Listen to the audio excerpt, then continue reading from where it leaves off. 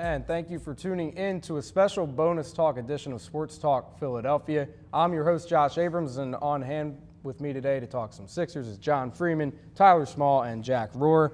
Guys, let's get right into it. The Sixers are looking good right now ever since the addition of Jimmy Butler. We knew Butler was going to have an impact, but I don't think I was expecting him to do the things that he's done already. And you can anticipate something like this. Like, for somebody to just instantly come into a locker room and mesh with everyone, which is something that they were worried about, him meshing with Fultz, him meshing with Simmons, and yet there hasn't been any hostility between anything, and they've just been rolling 7-1 since he's joined the squad. So I think that you can anticipate something like that so instant. Right.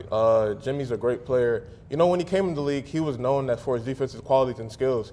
But as you've seen, as he's grown in the league, he's become more of an offensive player. He's done better offensively, and he's become more of a bona fide scorer. And that's kind of helping his career as he goes along, and he's just going to add. All he's going to do is add. And at the same time, he still has those defensive stats. Like, he's making up for the loss of Covington with those 2 steals and half a block per game. Right. So he still has that. They call him Jimmy Buzzer Beater. He's a guy who can actually, like, he can get a shot. Like, Embiid, it's hard. You have to get the ball to him. Simmons can't jump shoot. So Embiid is that guy. He can get that shot. You can give it to him for the final shot. And it's just, it works really well for this team. It really does because, you're talking about Simmons and Embiid who can't really create their own shot. JJ, if you think about it, can't really create his own shot either because he usually hits his threes. He needs it assisted, yeah. You don't see him pulling up from 3 all that much. But, you look at the recent games the Sixers have won. On our last show, we talked about how easy their schedule was, how the teams that they were playing just did not have good records at all. And then you look at this right here, they're just winning left and right. And honestly, the most surprising game of them all was the loss to Cleveland. And then last night, they win very, very big over New York. And in that game, that was the first game in the new Jimmy Butler era where the Sixers won by double digits. So clearly, that's just nothing but a good sign there. I was going to say, there's one thing that really scares me about that list, outside of that Knicks game, I think it was Knicks. Yeah. Every single one of those wins was by like 1 possession or less. Yeah. So hopefully the Knicks game is a good sign of things to come, where they start to win and they win before the fourth quarter, or that it's in hand halfway through the fourth quarter. Yeah, sure. You should be beating the Suns by 20. Right.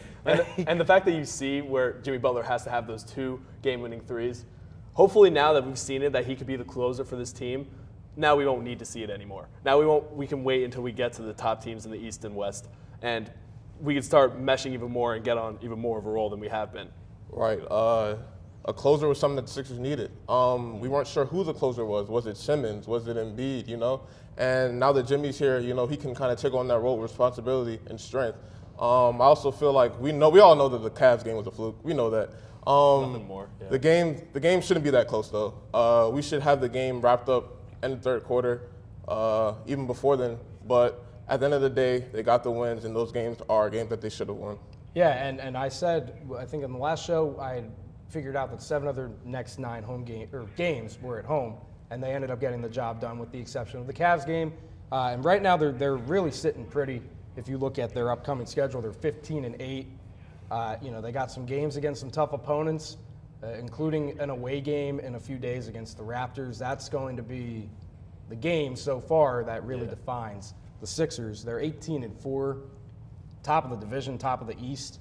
That's just going to be a tough game. So, we haven't really played the best teams yet in the Eastern Conference. So how do you guys think we're going to fare out against teams like Boston and Toronto?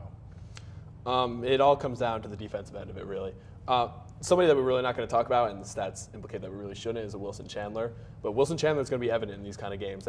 How much he can really slow down the inside game, how much he can slow down this starting 5, who all 5 of them have a very legitimate chance of becoming an all-star, holding it down like a Jonas Valanciunas, for example. Right. So it mostly comes down to the defense and just the continued scoring from Embiid, Butler, Simmons now, who's kind of brought it up lately.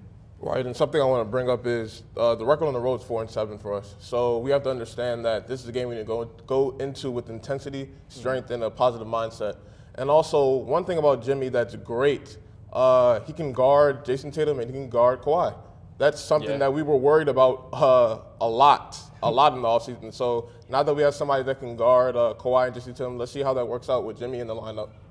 Jack? This is definitely going to be the test. Up until now with Jimmy, it's been easy teams, and they've been winning the games. They've been winning them, and that's what they should do. They're a better team. But these are good teams that they're going up against now. And with Jimmy, I want to see what they can do. I think they can win. They definitely have the personnel to win. So it's all I want to see how they come out of this stretch before I start to make like real assumptions about the rest of the season. Yeah, and if you still think about it, the season is still young. We're about a quarter of the way through, so it's still a lot of basketball left to be played for sure. But we have to talk about the one guy who has just been giving us trouble with not really. I don't even know. He's been giving us trouble on and off the court. I really hate to say it, especially off the court, guys. Markelle Fultz. I mean, what's going on with him, man?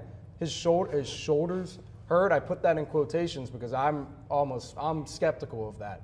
I don't know. I would like to believe that he's injured because somebody like that should not look like that on the court and be in this situation. And he puts the front office in a tough position because, yes, it just makes sense to say trade him, get rid of him, get over this. But his sale price right now is as low as it could be. And if it continues this way, it could be one of the biggest busts in NBA draft history. Not just because I'm not necessarily saying that he's the worst to ever come out of the number one pick. That obviously goes to Anthony Bennett. What I'm saying is you've never seen somebody be traded up like this, go over a Jason Tatum or Donovan Mitchell draft and go for him, and yet still it just doesn't pan out. Right. And just to see, it's sad, it really is. But hopefully he can produce and get that shoulder fixed. All right, you guys know I love him. That's my boy. Went to high school with him. He's a great guy, but at the end of the day, you have to produce. You can't put the front office, like Tyler said, in a position like that. Whether his shoulder's hurt or not, it still shouldn't matter. At the end of the day, we need something out of you. And that's how the world works. We need something out of you. You know, hopefully it's all situated. We can only pray at this point.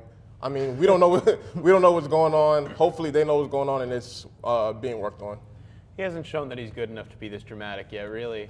Like, the only other player that's been this dramatic all season is Jimmy Butler, like, with the Timberwolves. He was that dramatic, but he deserved it. Like, he deserved to be on that good of a team. Fultz, like, what is he doing? He's ending relationships with his, like, his shooting coaches, and just all this weird drama around him. I don't like it. His stuff on Twitter, he retweeted something he put out years ago, like don't trust nobody or something like that. I think he just needs to be traded and onto a new team, new start, and just out of Philly. It's not quit on him yet. Not yet. Well, it's a different timeline. Well, he has to develop, and the Sixers right now, are trying to win a can't see another championship. team giving up any pick before a fourth-round draft pick, for example. I can't see anybody trading for him right now for something higher than that. They're scared. They don't know what he's going to do. Nobody or what's going to happen. Well, that's I'm not giving up on his career. I don't think he works with the Sixers currently. They're trying to win a championship, and he has to develop as a player. It's almost like what we talk about with the Eagles with like someone like Sproles or Jason Peters, and it's a polar opposite. It's almost a waste of a roster spot at this point. It is. But I'm with John here. I don't want to give up on him yet. Right. He's only in his second year, but unfortunately, there's just too much drama off the court, and I know the Suns were potentially looking for him. Because Corver went to the Jazz, and that was it for the Cavs. So missed our opportunity on that one, definitely. That's what we needed for a good shooter. So it's just going to be interesting to see what we do with him, whether we keep him, trade him off. We'll see what happens. But that's going to do it for this bonus Sixers talk. Thank you once again for tuning in. Have a great weekend, and go Sixers.